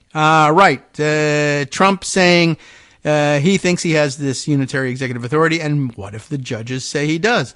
Trump didn't get a free pass from the high court during his presidency. It did block his efforts to add a citizenship question to the decennial census, undo the Obama-era Deferred Action for Childhood Arrivals, or DACA program. It also rejected his bid to quash a New York State criminal investigation of his conduct, by the way. But if he wins in 2024, and even if he doesn't, I would tell you, Trump would find a friendlier court than the one that sometimes frustrated him. Amy Coney Barrett, Trump's third pick for the high court, was seated just months before Trump left office. So we don't know how much damage she's willing to do for him yet. We have no test, really. Expanding its conservative majority and reducing the sway of Chief Justice John Roberts, who had joined the then 4-member liberal bloc in finding Trump officials cut legal corners in trying to alter the census and cancel the DACA program. Still, hurdles remain. There were occasions when each of Trump's Supreme Court appointees joined with liberals or Roberts against conservative objectives. Lawmakers from both parties, protective of their own power, what are they saying here, would likely object to efforts by Trump to reassert what is known as the impoundment authority and allow a president to refuse to spend money appropriated by Congress. I don't think so. I know that was Madison's theory. James Madison, like going way back. Not Madison Cawthorn, not his theory, in case you were wondering. But his theory was that, lawmakers won't allow this. Congress won't allow a usurpation of their authority because they'll jealously guard their prerogatives. I don't think so. Not this group. They were supposed to jealously guard their prerogatives and impeach and remove him from office when he overstepped his boundaries. But they said, we actually love it, and we want him to continue doing it. So I don't know that they're going to, they've signed up for the Trump program. Peter Myers running for Senate, having voted to impeach him, but willing to say, but if we give him a second chance, as the nominee, I will too. That's in whose hands we're placing these prerogatives to be jealously guarded. Just pointing that out. Anyway, faulty premise there that lawmakers of both parties protective of their own power would likely object to efforts by Trump to reassert what is known as the impoundment authority and allow a president to refuse to spend money appropriated by Congress. By the way, they stood idly by when he tried to assert the authority to spend money not appropriated by Congress and build a wall, for instance. But yeah, if you recognize the impoundment language, that was the Nixon stuff that I was talking about. Nixon said, I can block federal spending approved by Congress with my executive authority. And the Supreme Court said, actually, no, you can't. That's one of the checks and balances. The purse strings belong to Congress and not to you. You have very limited authority to interrupt what they do with their appropriations bills. You can veto them and use that blunt instrument or nothing. That's it. He claimed that he could go in and rewrite the bills, or not necessarily rewrite the bills, but simply grab sections of cash and impound them and say, yes, you appropriated $1 million for this program, but I object to it. I'm impounding that money. You did appropriate it. I'm just physically impounding it. I'm taking it and putting it aside. And that didn't work. And then in the 1990s, they said, well, what about, they came up with, remember the line item veto? They have them in states, right? It's not, it was one of the laboratories of democracy thing. They had the line item veto. They tried it on the federal level. And again, the Supreme Court said that works in the states where constitutions authorize it, but our federal constitution does not. There's no line item veto. There's no impoundment. No, that's not a power that exists. What Trump posits is, what if it did, though? And what he did was he went around to the, conservative law schools. Surely there are, because there's freedom of speech and freedom to debate and explore ideas in all of these college campuses and university campuses. And at the law schools, they said, they lost this case, but what if they hadn't? Isn't this a good idea? Is there an argument for why it should have been allowed? Let's look at the dissent in these cases and see. What do you think? And conservative people, of course, said, well, I think Nixon should have won on that. Okay, well, what if we made you the Supreme Court? Well, if there were 6 of us or 5 of us even that thought the dissent had it right in these cases where Nixon sought to impound all of this, all these appropriations and lost, well, then he would have won and we can undo it. And wouldn't it be better if everyone had a mistaken understanding of the real relationship between Congress and the presidency with respect to the power of the purse, and we reversed that, and I put my name on it? Well, that would work. Okay. And it's an interesting concept that you've to come up with this idea where we could just reverse things. What else might we reverse? Right to an abortion. That's one. What about the rights to pretty much everything else? Or, in fact, the idea that really courts needed to review rights at all? What about that? Isn't that a court invention? Judicial review? Yeah, it is. Why would we get rid of that, since that's what makes us important? I don't know. Why would Congress get rid of the power of the purse, which is what makes them important? I don't know, but they did it. Maybe we should too. Yeah, I mean, hey, anything can happen, right? Hi, everybody. It's me, David. Let's change things up from the old fundraising pitch for just a minute and talk instead about how you can be a part of our show. If you've got a smartphone or any other electronic recording device, why not sit down and record a segment for us? Read us an important article and give us your take. Read one of your own original essays, or even just give us your commentary on something you'd like to share that's important to you. Then send the file to me at kagrox@gmail.com, and I'll try and work it into the show. Short segments, a few minutes in length, are easiest to fit in. And of course, I can't always guarantee that I'll be able to play everything, but if you've ever shouted at your radio or TV about something you wish was being covered, here's your chance to change that. Make the show your own. Send your submissions to me at kagrox@gmail.com.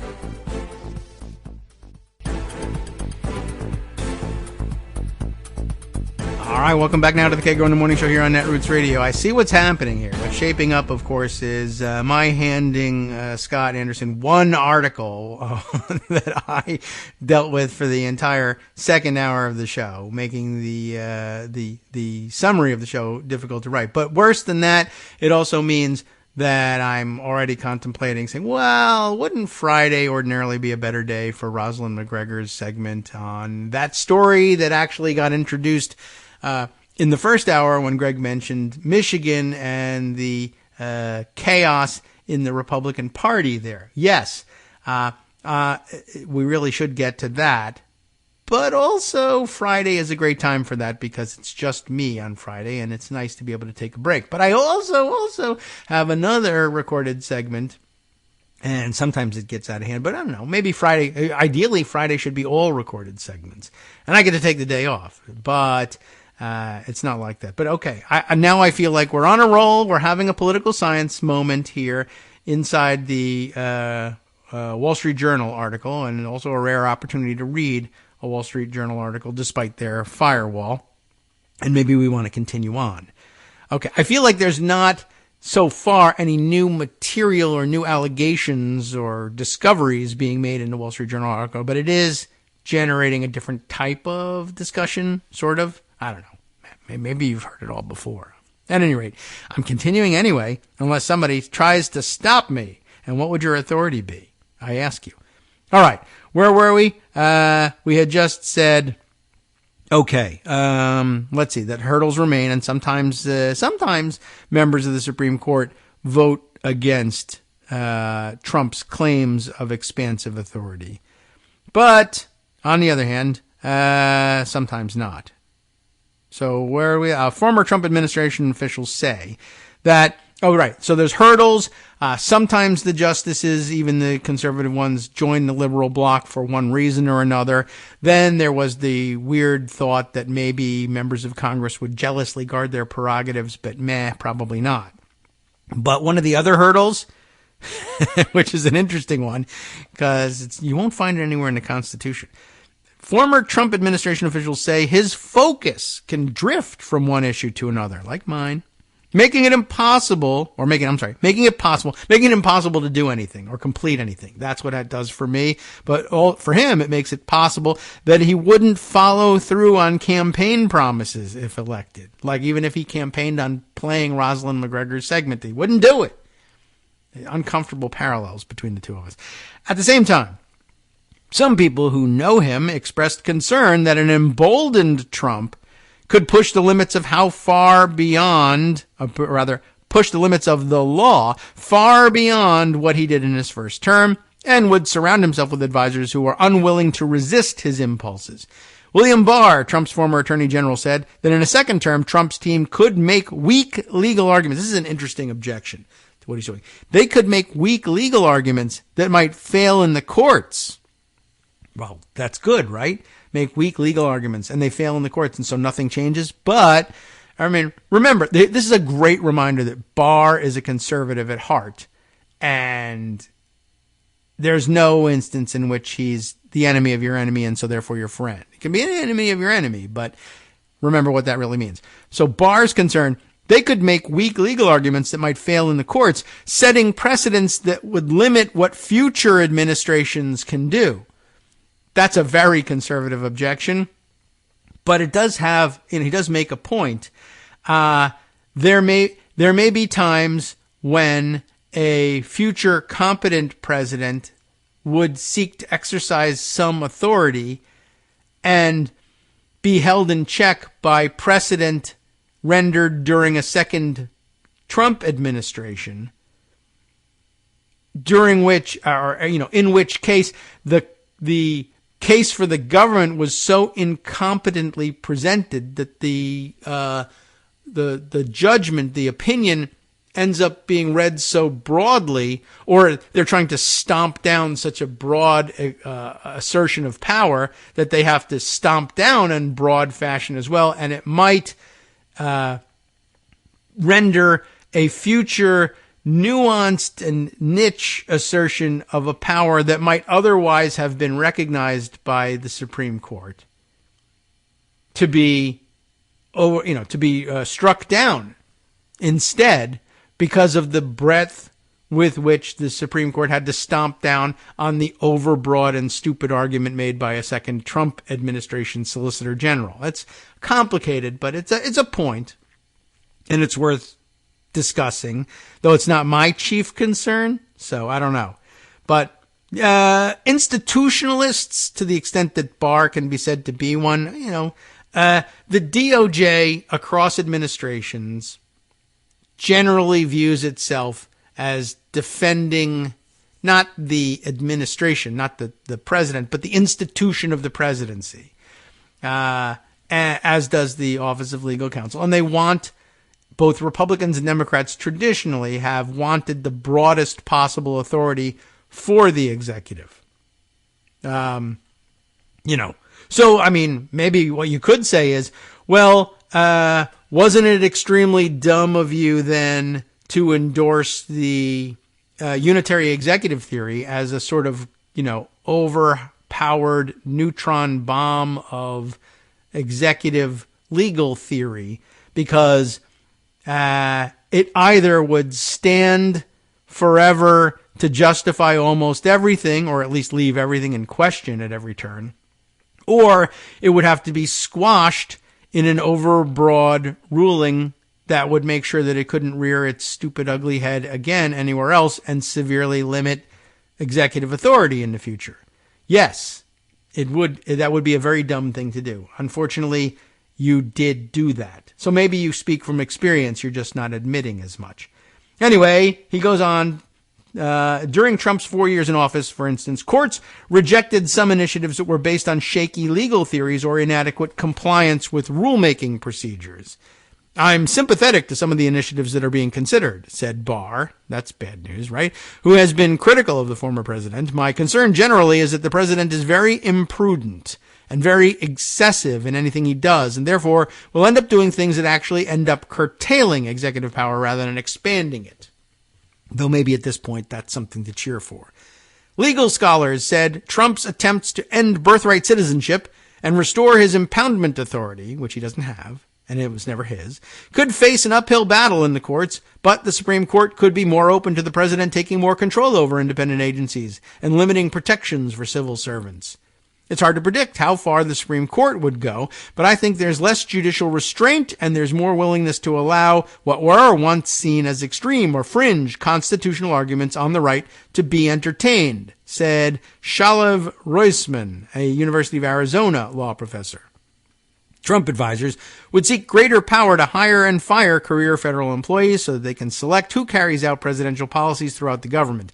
In 2020, Trump issued that executive order that Greg mentioned that could have stripped thousands of federal employees of civil service protections and removed competitive exams as a hiring criterion.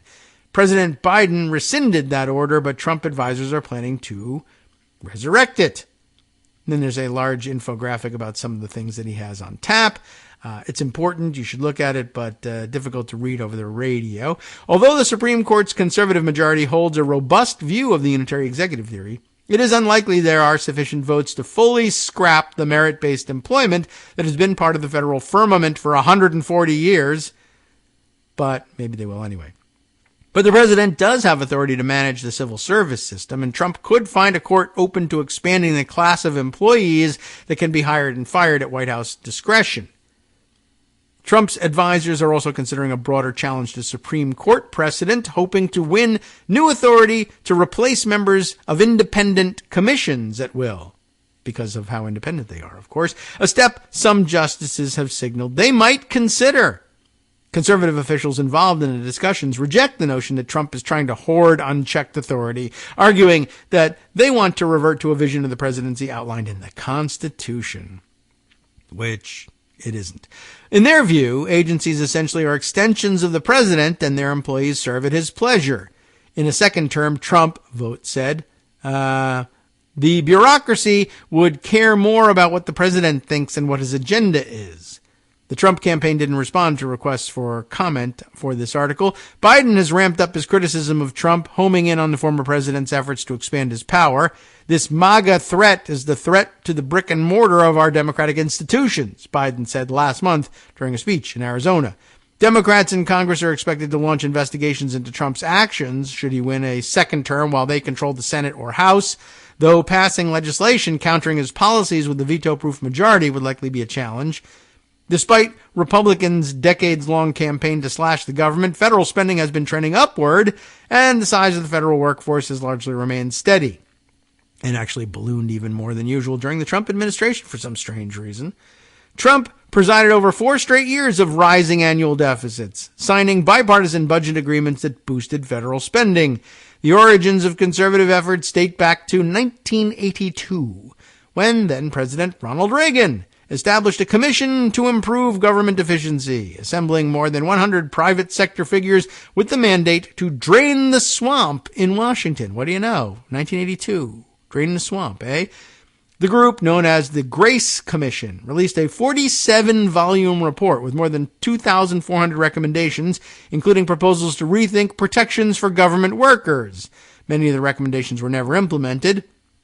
It's been hard to make progress on this front, said Veronique, how does she say it? But anyway, it's spelled as Veronique, but Derugy, R-U-G-Y, a senior research fellow at George Mason University's, Mercatus Center.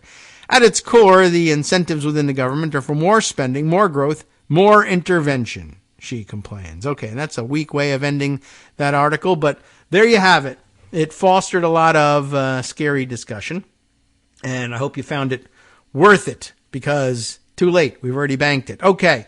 So at this point, other things to add to the conversation. There are many. And perhaps along these lines. Margaret Sullivan, now writing at The Guardian, has this to say about the difficulty in getting this message across. Although, I don't know, we seem to be getting it across just fine, but it comes across more difficult in print and where people are, more cautious and bound by legal considerations that we are not bound by. The public doesn't understand the risks of a Trump victory, she says, and I think that's largely true. That's the media's fault. Okay, I'm in agreement there. But we're in the media now, but we're just tiny little media. So I'm using media to try to fix this, maybe. I don't know. I don't feel any obligation to save media. Well, how would I even do that? Media is not a thing to save. Okay. With democracy in the balance, the press must relay the crucial importance of this election and the dangers of a Trump win. And I guess that's the difference between me and them. I don't have a press, per se. Whatever doubts you may have about public opinion polls, and there are a lot, one recent example should not be dismissed. Yes, that poll. The one from Siena College and the New York Times that everybody's been dumping on. Except, of course, for New York Times columnists who keep invoking it. Why won't you address the Siena poll at this event about trains or something like that they did to the president? Anyway, yes, it's that poll, though. The one that sent chills down many a spine. It showed Donald Trump winning the presidential election. Well, it showed preference for telling pollsters a year out that you were going to threaten to vote for Donald Trump. But okay. But I see what she means here. It showed Donald Trump winning the presidential election by significant margins over Joe Biden in several swing states, the places most likely to decide the presidential election next year. The poll, of course, is only one snapshot, and it has been criticized, but it still tells a cautionary tale, especially when paired with the certainty that Trump, if elected, or even if not, honestly, will move quickly toward making the United States an authoritarian regime. Again, I can't stress strongly enough, Trump wasn't elected in 2020 either, but on January 6th, he came this close to imposing his authoritarian regime nonetheless. So I don't really know whence the confidence that he will not assert this right in 2025, regardless of the outcome of the election. Add in Biden's low approval ratings, despite his accomplishments, and you come to an unavoidable conclusion: the news media needs to do its job better. Oh, okay, that's a conclusion I can certainly get behind. The press must get across to American citizens the crucial importance of this election, maybe, even, sort of, and the dangers of a Trump win. And I could say, maybe I'm doing everybody a disservice. What if the press really is trying to warn people of the dangers of what might happen if Trump wins the election? And it's true, I think, what I'm saying, that it might not matter whether he wins the election, but I don't want that to be the clip. It can't be the clip that they play that the election doesn't matter. That's not what I'm saying. It does matter in terms of laying out the foundation for why it would be important if Trump were to try to assert his agenda despite not having won the 2024 election, why it would be so crucial to take drastic measures to finally put this issue to rest. Donald Trump, might have some claim on executive authority in this country ever again. He just keeps claiming it, and more people keep believing it. Maybe we ought to regard it closer to treason than we've been willing to do up to this point. But okay. So anyway, yeah, and if I say, if the words come out of my mouth that it doesn't matter, then that'll be the clip that they play. Not that anyone will ever play a clip of me, but you get the idea. Anyway, the press must get across to American citizens the crucial importance of this election and the dangers of a Trump win. They don't need to surrender their journalistic independence to do so, or be in the tank for Biden or anyone else. Good, let's have an explanation. It's now clearer than ever that Trump, if elected, will use the federal government to go after his political rivals and critics, even deploying the military toward that end. His allies are hatching plans to invoke the Insurrection Act on day one. And by the way, this should also be, I think you should evaluate this in light of how you might feel, let's say, about Benjamin Netanyahu's use of executive power in Israel. Different structure, yes, but we read you that article the other day. I mean, I think you should take it seriously. Is Israel a preview of how Trump would use executive authority here in the United States? Not that we would necessarily be fighting in Gaza. Although we might, who knows? I don't know. Certainly many people have said, however bad you might feel about Biden's handling of this situation, yes, Trump would handle it far worse. That's true. That's as far as I'll take it for the moment, because that's not the subject under consideration. But, would he actually, could Trump involve us in the Gaza operation? I guess they could. Consider that he's already said, I'll withdraw from NATO. Well, that's like senseless, and no one should ever contemplate such a thing. And involving us in Gaza is senseless, and no one should ever contemplate such a thing. Are they easily equated? Maybe not, but then maybe. Oh, anyway, so here we are. His allies are, of course, hatching plans to invoke the Insurrection Act on day one, which has nothing to do with Gaza, but is equally crazy. The U.S. would then resemble a banana republic, a University of Virginia law professor told the Washington Post when it revealed these schemes. Almost as troubling, 2 New York Times stories outlined Trump's autocratic plans to put loyal lawyers, in key posts and limit the independence of federal agencies. The press generally is not doing an adequate job of communicating those realities. Instead, journalists have emphasized Joe Biden's age and Trump's freewheeling style. They blame the public's attitudes on polarization, as if they themselves had had no role. And of course, they make the election about the horse race rather than what would happen a few lengths after the finish line. If you like horse races, what happens after? That's the important part, right? Apparently not. They love the race. No, nobody pays attention to who wins. Who cares? The race was fun. We all had a good time. Anyway, here's what must be hammered home.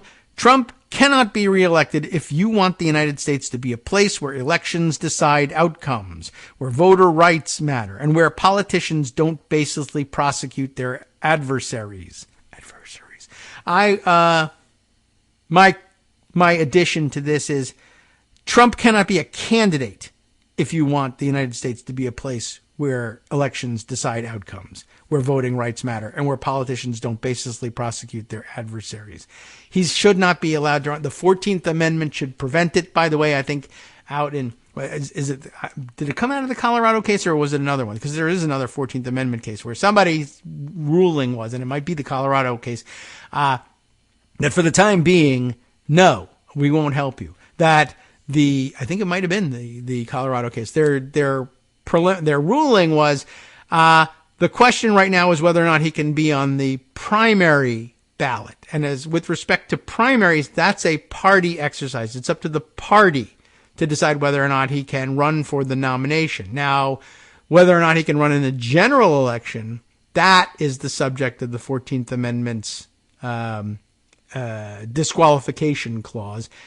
But that question is not yet ripe because he hasn't been nominated. Of course, by the time he's nominated, it'll kind of sort of be too late. Then it'll be, well, the parties have a right to put up whoever they want. And, it's not ripe until he's won the election and it's about time to install him. You might be able to sue to stop the inauguration. Well, no, I don't think that will work either. But, they kind of have a point in that. Okay, I kind of see why they make that distinction, but it ain't great. But yes, it's true that it would be terrible if Trump is reelected, but I think the problems start, given that he doesn't seem to be interested in respecting the outcome of an election, and we've seen how far he'll go in January 6th, and then, everybody's been saying it'll happen again, and why wouldn't it? There's no reason to believe that he would accept the loss. So, that we have to find the right language to go beyond saying that, well, if Trump that Trump cannot be reelected if you want the United States to be a place where elections decide outcomes, but without having people come away with the impression that elections don't matter. It's that Republicans don't respect elections. That's the problem.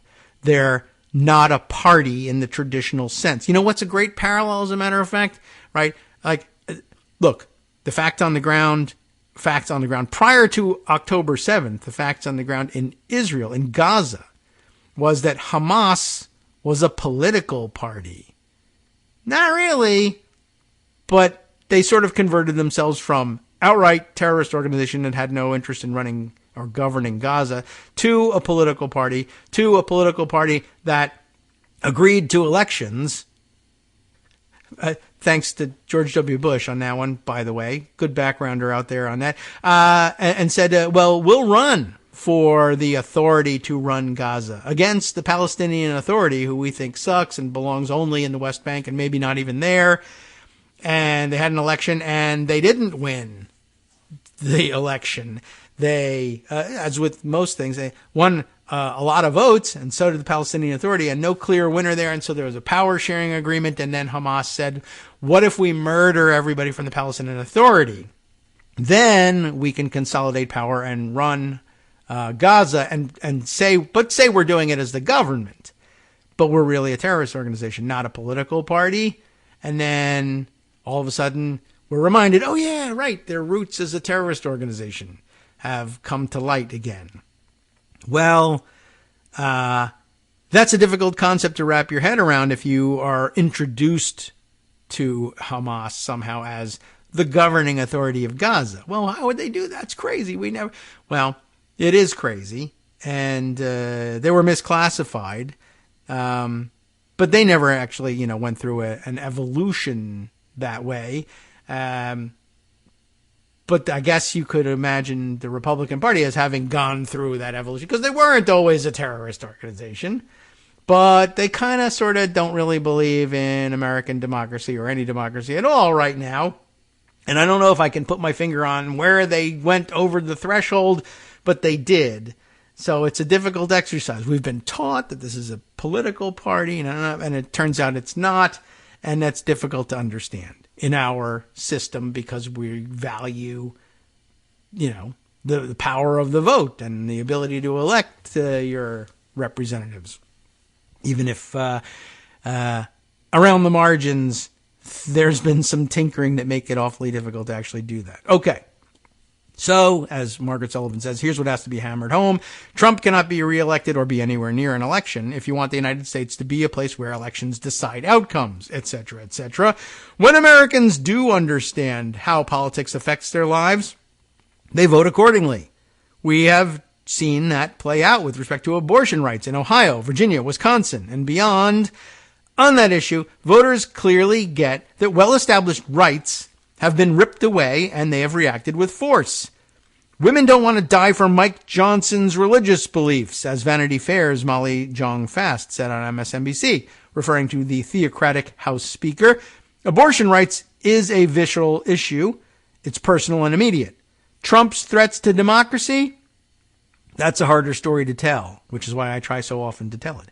Harder than Joe Biden is old. Harder than, gosh, America is so polarized. Journalists need to figure out a way to communicate it clearly and memorably. It was great to see the digging that went into that Washington Post story about Trump and his allies plotting a post-election power grab, but it was all too telling to see this wording in its subhead, quote, critics have called the ideas under consideration dangerous and unconstitutional. So others think it's fine, right? That suggests that both sides have a valid point of view on whether democracy matters. And again, to use the most extreme possible example that will only get me mixed up in something that will cause problems for me and all of you, is there a partner in negotiation with Hamas? No, there isn't. Is Hamas the same as the Palestinian people? No, also not true. Just as the Israeli government is not the same as all Jewish people. But here we are. And, when somebody goes beyond the pale, you kind of have to put it out there and discuss it, even if it gets you in trouble. But it doesn't necessarily have to be your issue area or your area of expertise, for instance. Okay, so critics are the ones who say that the ideas under consideration are dangerous and unconstitutional. Well, yeah, because they're criticizing it. They didn't start out necessarily as critics. They just were saying, what do you think of this idea? I think it's a bad one. Does anybody think it's a good one? The guy whose idea it was. Yes. Okay. So there are two sides. Both sides. Yeah, she's right about that. Deploying the military to crush protests is radical. not conservative certainly, so is putting your cronies and yes-men in charge of justice. These moves would sound a death knell for American democracy. They are not just another illustration of Trump's quote-unquote brash personality. We need a lot more stories like the one the Post and the Times did, and now the Wall Street Journal. Not just in these elite paywalled outlets, but on the nightly news, on cable TV, and local newspapers, and on radio broadcasts. Ooh, I have one. We need a lot less pussyfooting in the wording. Wow, okay. Every news organization should be reporting on this with far more vigor and repetition than they do about Biden being 80 years old. Okay, that excuses my repetition. Thank you very much, Margaret. I appreciate that. Let's see if we can finish out here. It's the media's responsibility to grab American voters by the lapels, as I feel I've done to you here today, not just to nod to the topic politely from time to time. Polls can be wrong, and it's foolish to overstate their importance, especially a year away from the election. But if more citizens truly understood the stakes, there would be no real contest between these candidates. The Guardian's David Smith laid out the contrast. Since Biden took office, the U.S. economy has added a record 14 million jobs, while his list of legislative accomplishments has earned comparisons with those of FDR and LBJ, to go with the initials to shorten things up. Trump, meanwhile, is facing 91 criminal indictments in Atlanta, Miami, New York, and Washington, D.C., some of which relate to an attempt to overthrow the United States government. All right, I'm a little bit late here. But yeah, I think even that understates the case. It's odd that she would follow up that admonition with a statement that starts out about adding 14 million jobs. I don't really know. I mean, that's good and all, but all right. But it does draw a contrast. So what can the press do differently? Here are a few suggestions. Repeat more, much more, about what Trump would do post-election. Ask voters directly whether they are comfortable with those plans and report on that. Display these stories prominently and then do it again soon. Use direct language, not couched in scaredy cat false equivalents about the dangers of a second Trump presidency. Pin down Republicans about whether they support Trump's lies and autocratic plans, as ABC News' George Stephanopoulos did in grilling the House Majority Leader Steve Scalise about whether the 2020 election was stolen. He pushed relentlessly, finally saying, "I just want an answer to the question, yes or no." When Scalise kept sidestepping, Stephanopoulos soon cut off the interview. That's great. Those ideas are just a start. Newsroom leaders should be getting their staffs together to brainstorm how to do it right now.